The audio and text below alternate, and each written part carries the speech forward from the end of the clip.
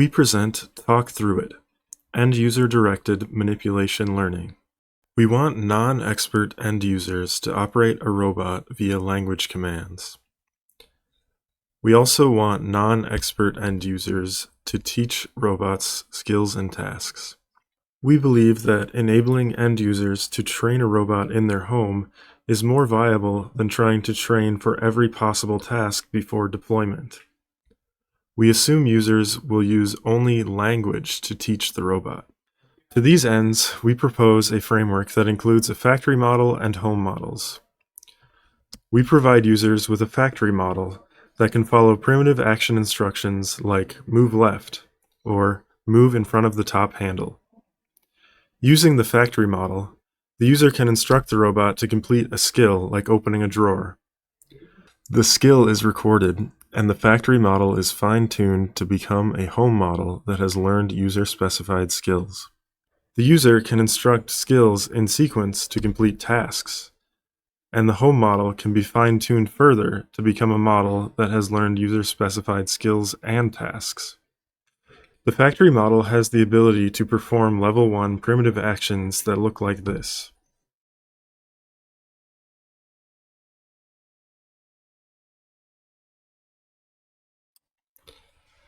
This is a rollout of the level 1 model that has been trained on expert demonstrations.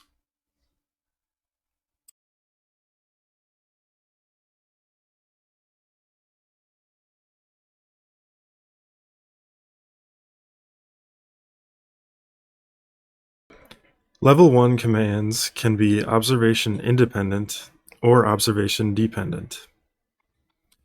We train a command classifier to determine whether a given command is observation independent or dependent. If it is observation dependent, images of the scene and a clip embedding of the text are input to the observation dependent model, which outputs a robot action. The observation dependent model we use is per act. If the command is observation independent, only the text embedding is fed to an observation-independent model, which outputs a robot action. The observation-dependent commands are learned using demonstration data that looks like this. These level 1 demonstrations would come from the factory. For example, to move in front of the bottom handle, the robot must observe where the handle is in the scene. We use 14 different RLBench environments in our experiments. Only 3 are shown here. We use the level 1 commands to collect demonstrations of level 2 skills. These demonstrations are collected using natural language only.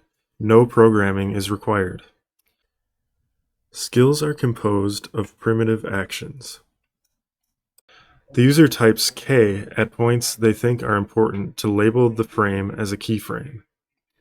The observation-dependent model works by predicting the next keyframe for a skill.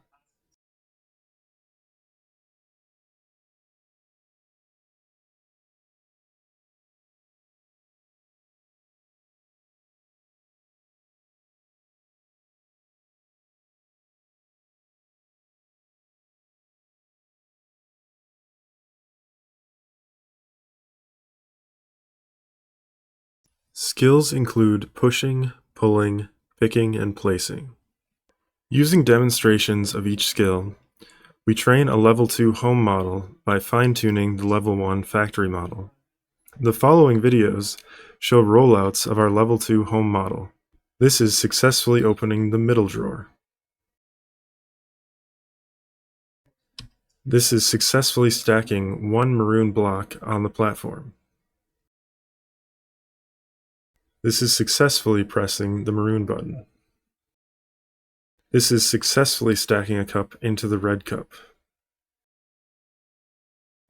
We then collect demonstrations of level 3 tasks using the trained level 2 model. Tasks require multiple skills or the repetition of one skill. The following videos show task rollouts of our trained level 3 model. This is successfully putting a block in the middle drawer.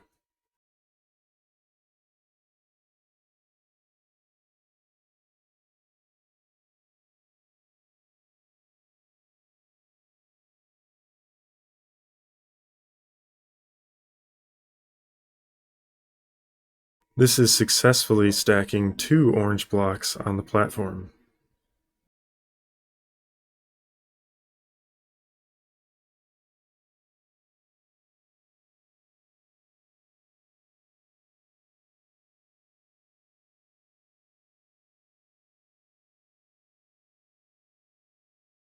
This is successfully pushing the maroon button, then pushing the green button.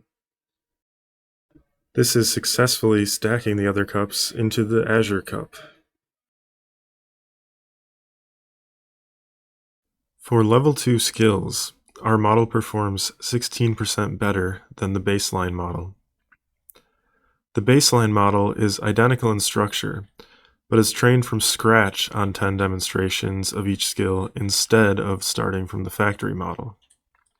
On level 3 tasks, our model achieves 13% better performance than the baseline model. These performance metrics show that learning a hierarchy of actions, skills, and tasks has an advantage over training tasks end to end.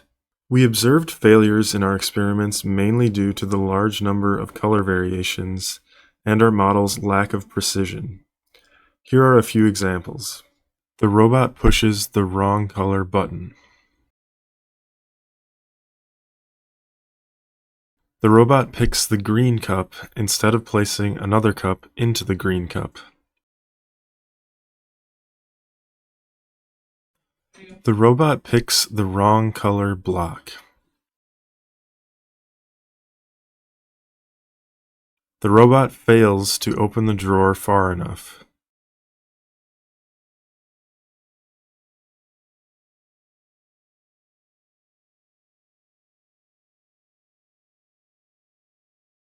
The robot places the magenta cup imprecisely, knocking over the red cup.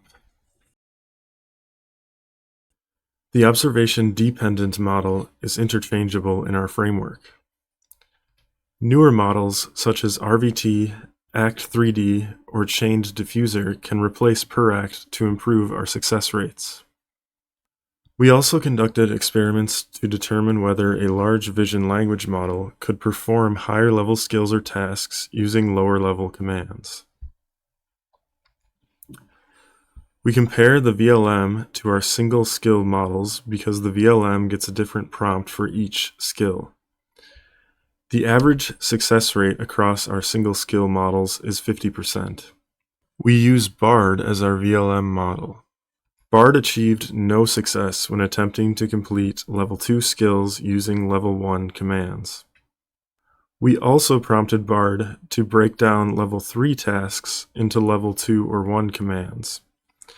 BARD achieved a slightly higher average success rate than our trained models, showing it could be a viable alternative to training beyond level 2 skills.